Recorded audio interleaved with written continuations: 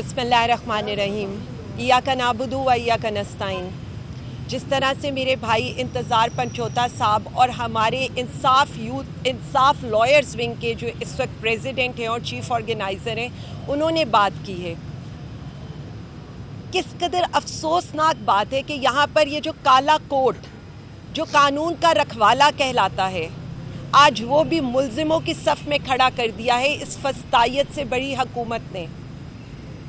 پاکستان کے منتخب نمائندے جو عوام نے منتخب کیے ہیں اور ہمارا لیڈر جسے 25 کروڑ عوام نے منتخب کیا ہے، وہ یا عدالتوں کے چکر کاٹ رہے ہیں یا جیلوں کی چکی پیس رہے ہیں۔ بہت سی چیزوں پر میرے بھائی نے بات کی اور میں اسی بات کو آگے بڑھانا چاہتی ہوں۔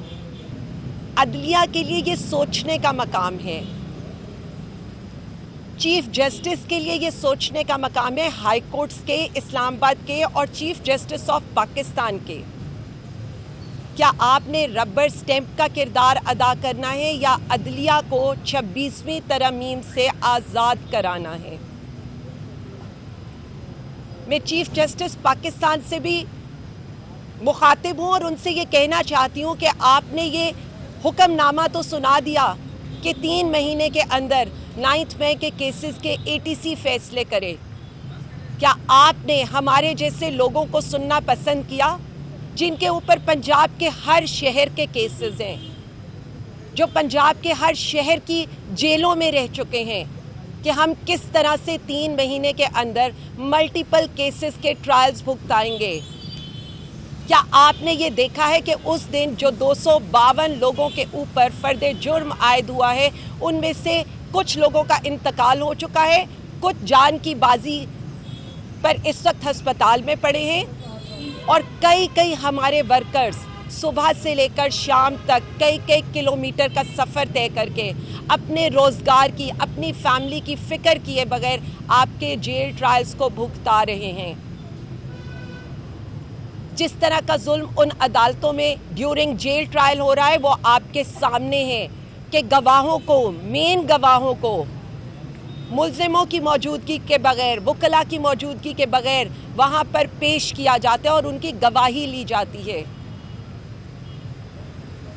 یہی حال جو اس دن جیسے بتا رہے ہیں کہ ہمارے تحریک انصاف کے ٹکٹ ہولڈران، MPs، MNAs اسلام آباد ہائی کورٹ سے اظہار یکجہتی کے لیے پہنچے اور وہاں پر یہ وعدہ کیا گیا کہ وزیر اعظم عمران خان کا کیس اسی ہفتے میں لگایا جائے گا۔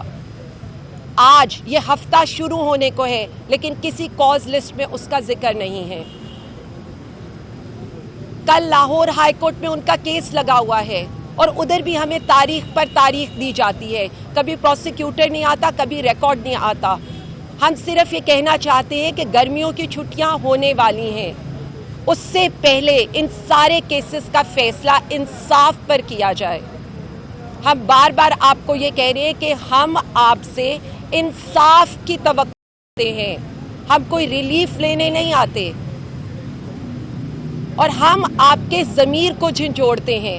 ہم بار بار علل صبح یہاں آ کر آپ کو یہ بتاتے ہیں کہ ہمیں 26ویں ترمیم کے بعد بھروسہ ہو نہ ہو، پھر بھی ہم عدلیہ کے احترام کے لیے یہاں پر پیش ہوتے رہیں گے۔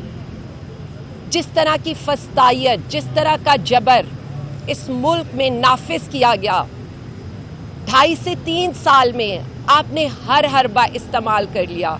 اب کچھ نہیں رہ گیا تو غنڈہ ایکٹ لے کر آنے کی تیاری ہو رہی ہے۔ جو خود دھوس اور دھاندلی، غنڈہ گردی پر حکومت ہو، وہ ایسے ہی اقدام کرے گی، کیونکہ آپ کو پتہ ہے عوام میں آپ کی پذیرائی نہیں ہے۔ ایک سیاسی پارٹی کو، ہماری آوازوں کو آپ دبا نہیں سکتے، تو اب ایک اور حربہ استعمال کیا جا رہا ہے۔ اس پر میں کچھ اور اس لیے بھی کہنا چاہوں گی کہ ہم نے لوکل ایکٹ کو بھی کل پڑھا۔ آپ اپنے منتخب نمائندوں کے اوپر بھروسہ کرنے کی بجائے، یا آپ کو یہ لگتا ہے کہ اگر آج آپ بلدیاتی انتخابات کرائیں گے تو ان میں بھی آپ بری طرح تحریک انصاف اور وزیر اعظم خان سے ہار جائیں گے، اسی لیے آپ نے لامحدود اختیارات کمشنرز، ڈپٹی کمشنرز کو دے دیے جو عوام کے منتخب نمائندے نہیں ہیں۔ یہاں پر بات کی جاتی ہے اظہار یکجہتی کی۔ پاکستان تحریک انصاف اظہار یکجہتی کرتی ہے پاکستان سے، پاکستانی عوام سے۔ جب بھی مشکل وقت آئے گا ہم پاکستان کے ساتھ کھڑے ہوں گے۔ لیکن میں یہ جو اقتدار کا قبضہ مافیا ہے ان سے سوال کرنا چاہتی ہوں، کیا آپ پاکستان کے ساتھ کھڑے ہیں؟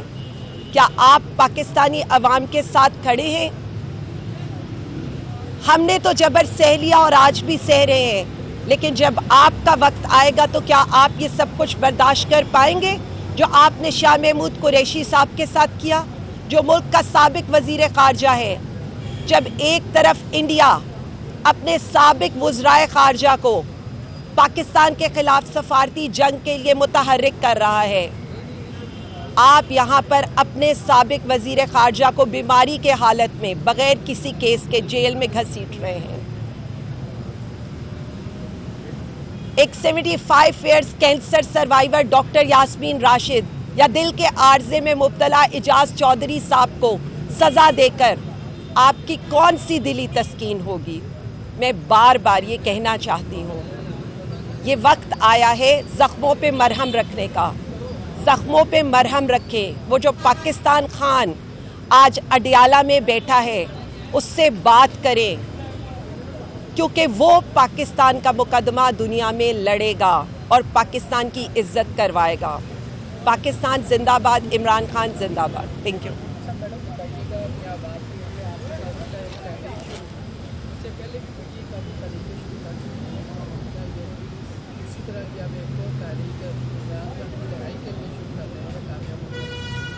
دیکھیں جی، میں صرف اتنا سمجھتی ہوں کہ یہ تو جد و جہد مسلسل ہے، کیونکہ یہ جد و جہد ہے سویلین سپرمیسی کی، عدلیہ کی آزادی کی، 26ویں ترمیم کو ریورس بیک کرنے کی، آپ کو انصاف دلوانے کی، پاکستانی عوام کے مینڈیٹ کی واپسی کی۔ یہ تو جاری رہے 2022 میں لے کر جانے، یس، وہ تو پاکستان کو 2022 میں لے کر جانے کی، تو یہ تحریک تو جاری رہے گی۔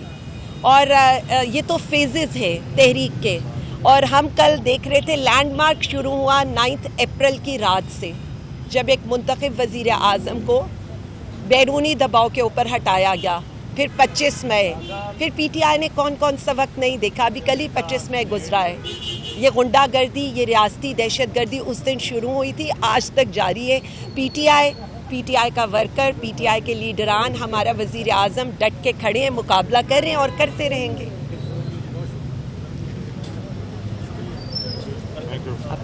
اوکے، آپ کہیں میں ارشد بس کرو۔